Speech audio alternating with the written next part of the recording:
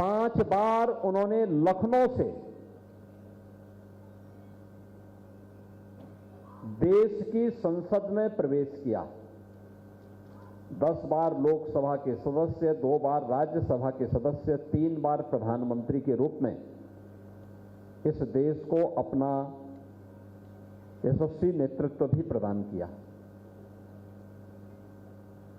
बहनों और भाइयों, सरदेव अटल जी की इन सभी स्मृतियों को जीवंत बनाए रखने के लिए उन सभी पक्षों को समाहित करते हुए हमारी सरकार ने उस तबके को टच किया जिनके प्रति अटल जी की संवेदना थी। श्रमिकों के बच्चों के लिए, निराश्रित बच्चों के लिए अटल आवासीय विद्यालय 18 कमिश्नरी में बनकर तैयार हो गए हैं और 18,000 ऐसे बच्चे जो टोटल श्रमिकों के बच्चे हैं अत्याधुनिक शिक्षा प्राप्त कर रहे हैं। शिक्षा का मॉडल कैसे होना चाहिए अगर आपको देखना है तो लखनऊ के अटल आवासीय विद्यालय में जाकर के देखिए। एक ही कैंपस में सभी प्रकार की सुविधाएं और उन बच्चों के सभी प्रकार की सुविधाओं का ध्यान सरकार के माध्यम से, बीओसी बोर्ड के माध्यम से, एक कॉर्पस फंड के माध्यम से उन सभी विद्यालयों का संचालन किया जा रहा है। प्रदेश की मेडिकल एजुकेशन में पिछले 8 वर्ष में आमूलचूल परिवर्तन हुआ है।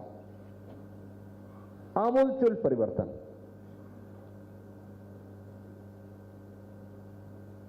इन मेडिकल कॉलेजेस के लिए पहले अलग अलग विश्वविद्यालय हुआ करते थे। स्वाभाविक रूप से अलग विश्वविद्यालय हैं, पाठ्यक्रम भी अलग हो जाते हैं, परीक्षाएं भी असमय होती थी, तमाम प्रकार की विषमताएं होती थी।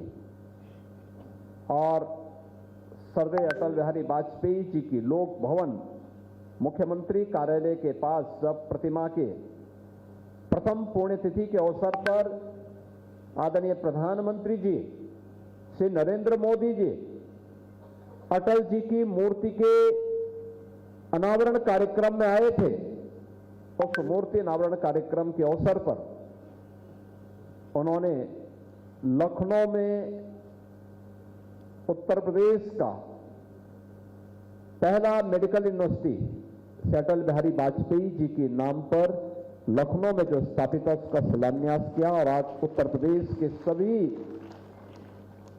80 मेडिकल कॉलेजेस उससे एफिलिएटेड होकर के संचालित हो रहे हैं। जो उत्तर प्रदेश हर एक क्षेत्र में बीमारू था, स्वास्थ्य के क्षेत्र में, अर्थव्यवस्था के क्षेत्र में, विकास के क्षेत्र में, आज वो बीमारू नहीं है बल्कि बीमारी का उपचार कर रहा है। ये इन महापुरुषों के मार्गदर्शन और उनकी प्रेरणा से ही संभव हो पाया है। हमारी सरकार ने अभी हाल ही में उत्तर प्रदेश कैबिनेट ने निर्णय ये भी लिया है, उच्च शिक्षा के लिए 5 ऐसे छात्र प्रतिवर्ष ब्रिटेन में जाएंगे। वो स्कॉलरशिप उच्च शिक्षा की जितना भी होगी आधा वहां की सरकार और आधा उत्तर प्रदेश सरकार चुकाएगी। ये स्कॉलरशिप जो ब्रिटेन की प्रतिष्ठित स्कॉलरशिप मानी जाती है, उस स्कॉलरशिप को भी हमने सरदेव अटल बिहारी वाजपेयी जी के नाम को समर्पित किया है। अटल जी की इन स्मृतियों को आगे बनाए रखने के लिए लगातार प्रदेश सरकार पूरी प्रतिबद्धता के साथ कार्य कर रही है। और आज यह मंच इसलिए भी महत्वपूर्ण हो जाता है, अटल जी की 7वीं पुण्यतिथि है। यह वर्ष अटल जी का, सरदेव अटल जी की जन्म शताब्दी वर्ष का समारोह भी होगा। इस पूरे वर्ष भर में अनेक कार्यक्रम अलग अलग स्थानों पर चल रहे हैं और आज श्री कृष्ण जन्माष्टमी भी है। श्री कृष्ण जन्माष्टमी, भगवान श्री कृष्ण ने हम सबको कर्म की एक प्रेरणा थी। कर्मण्य वाधिकारस्ते मा फलेषु कदाचन। ये केवल भारत में ही हो सकता है कि युद्ध भूमि में कर्म करने की प्रेरणा किसी योद्धा को दिया जा रहा हो, और वह भी धर्मोपदेश के माध्यम से। कुरुक्षेत्र जो युद्ध भूमि है, वह भगवान कृष्ण के उपदेश के कारण, गीता के उस अमर उपदेश के माध्यम से, गीता के माध्यम से, श्रीमद् भगवत गीता के माध्यम से हम सब के लिए, आने वाली पीढ़ी के लिए एक नई प्रेरणा बन गई। और अटल जी ने भी अपनी कविताओं के माध्यम से वही प्रेरणा दी थी। आप अनुमान करिए, लोग हंसते थे 1984 में। उससे पहले जब इन मुद्दों की चर्चा होती थी, जिन मुद्दों को लेकर के आज भारतीय जनता पार्टी कार्य कर रही है और उसको क्रियान्वित भी कर रही है, लोग हंसते थे, क्या ये हो पाएंगे, क्या ये हो पाएंगे। लेकिन एक एक करके याद करिए, जब डॉक्टर श्यामा प्रसाद मुखर्जी जी ने कश्मीर में धारा 370 को और वहां की परमिट व्यवस्था के खिलाफ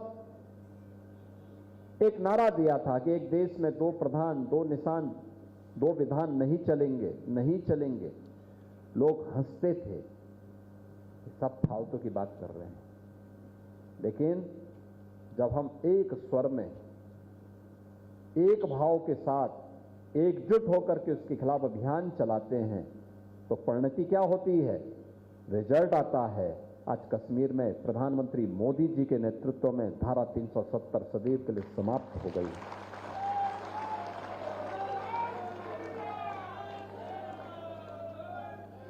जब भारत के मूल्यों और आदर्शों की बात भारतीय राजनीति में करने के बारे में भारतीय जनसंघ और भारतीय जनता पार्टी ने मुद्दे उठाए थे, लोग हंसते थे, क्या ये हो पाएगा।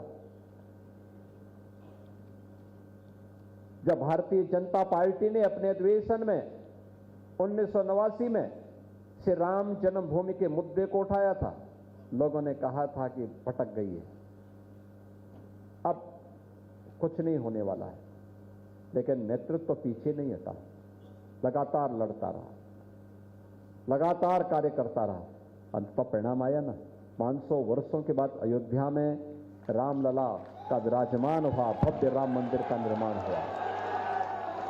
ये सभी कार्य एक एक करके होते हुए दिखाई दे रहे हैं। और इसीलिए अटल जी ने कहा था इस बारे में कि क्या हार में, क्या जीत में, किंचित नहीं भयभीत में, कर्तव्य पथ पर जो भी मिला यह भी सही, वो भी सही।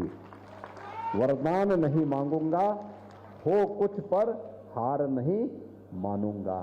और ये श्री कृष्ण की वह कर्म की प्रेरणा है, वही कर्म की प्रेरणा है जिसके लिए इस धराधाम पर श्री विष्णु के एक पूर्ण अवतार के रूप में भगवान श्री कृष्ण इस धरती पर जन्मे थे। और मेरा सौभाग्य है कि आज प्रातःकाल ही मैं अटल जी को श्रद्धांजलि देने के बाद मथुरा गया हूं। मथुरा में दर्शन करके, वहां की व्यवस्था देख करके, और फिर मैं सीधे इस कार्यक्रम का हिस्सा बन रहा हूं। आज के इस अवसर पर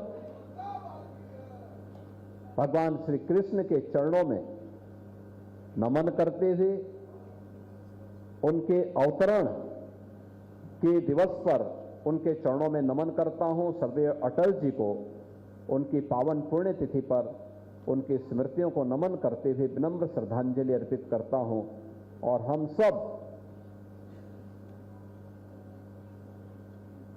भारतीय जनसंघ और भारतीय जनता पार्टी के संस्थापकों ने जिन मूल्यों के लिए, जिन आदर्शों के लिए सेवा को सर्वोच्च मान करके, राष्ट्रीयता के भाव को सर्वोच्च मानते हुए राजनीति को जीवन में सेवा के जिस अभिन्न हिस्से के रूप में स्वीकार किया, हम इसे अपने जीवन का व्रत मानेंगे। इस विश्वास के साथ आप सबको भी मैं श्री कृष्ण जन्माष्टमी की हृदय से बधाई और मंगल में शुभकामनाएं देता हूं। धन्यवाद। जय हिंद। तो पूर्व प्रधानमंत्री अटल बिहारी वाजपेयी की पुण्यतिथि के कार्यक्रम में शामिल हुए सीएम योगी, उन्होंने अटल जी के कामों को याद किया और एक बार फिर जिक्र श्री कृष्ण जन्माष्टमी को लेकर जिस तरीके से आज उन्होंने कहा कि मथुरा नगरी भी उसका भी कायाकल्प होगा, दोहराया सीएम योगी ने। जहां भक्ति है हर शब्द में, कथाओं में छिपे हैं दिव्य रहस्य और ज्योतिष देता है जीवन को दिशा। धर्म से जुड़ी हर बातों को जानने के लिए हमारे चैनल स्तुति को सब्सक्राइब करें। चैनल पर जाने के लिए इस लिंक पर क्लिक करें।